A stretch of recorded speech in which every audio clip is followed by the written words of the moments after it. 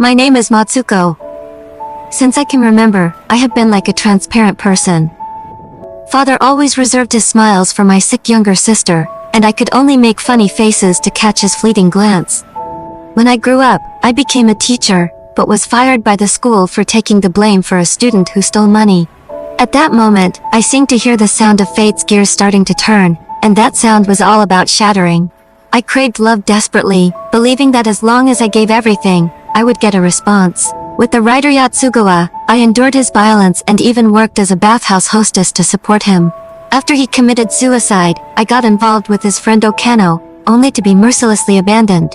Later, after making money, I went into business with Onodera, but was betrayed. In a fit of anger, I killed him and set foot on the road to escape ever since.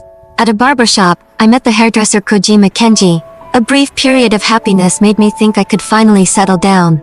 But the arrival of the police broke everything, and I was imprisoned for 8 years.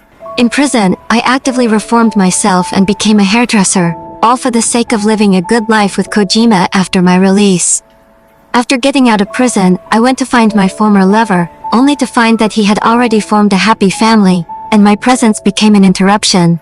Finally, I fell in love with the gangster Ryu Yoichi. Even though he dragged me into hell, I still refused to let go. When he was imprisoned for his crimes, I still worked hard to earn money and waited for his return. When Ryu was released from prison, I went to pick him up with roses, but he pushed me to the ground and robbed me of my money.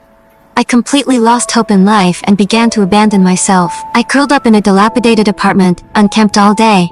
Later, I remembered a friend I met in prison who had started her own business after being released and told me to contact her via business card if I was in trouble. This rekindled my hope for life. Just as I went to the riverbank to look for the discarded business card, I met a group of young people playing. I kindly told them to go home early. But I was beaten by these young people. At that moment, I suddenly felt that maybe even these children knew that I was a person abandoned by the world. My whole life has been chasing love, but always been abandoned by love.